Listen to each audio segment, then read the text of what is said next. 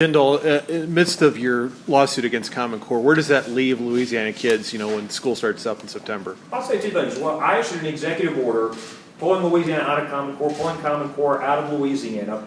The proponents of Common Core then went to court to try to overturn my executive order. The executive order is still in place.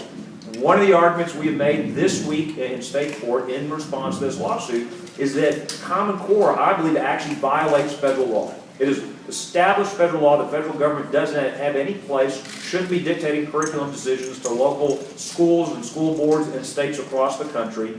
I believe this is a way for them to backdoor into doing just that. You look at the race to the top waivers, you race to the top money, but no child left behind waivers. You look at Arnie Duncan threatening states, saying he's going to cut off federal funding if they get out of Common Core. This is the federal government trying to coerce what should be local decisions about curriculum. So the executive order still stands. They're in court trying to stop that from proceeding.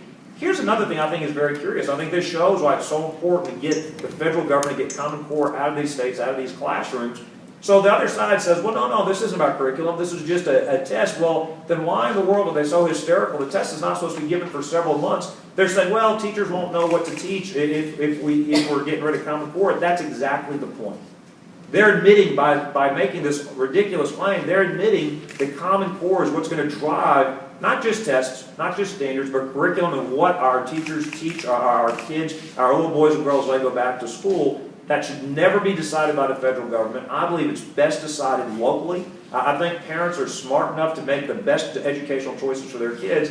So I think that some of the hysteria on the other side of this, on the pro-Common Core side, shows this really is about content. This really is about curriculum. So as it stands, the executive order stands. I've told the Department of Education they need to do an RFP, an open, transparent bidding process where parents, teachers, others have a right to be involved in that process. I've told them the state of Louisiana should develop our own standards, our own tests. We are for tough standards. We want our kids to learn. We simply don't want the federal government dictating to us what curriculum should be taught in our classrooms. I will say this to parents, not just those that are that work on this politically and on a policy perspective. Pay attention to this. It is important. The decisions we make, what our children learn, are important decisions. As a parent, just look at some of the math.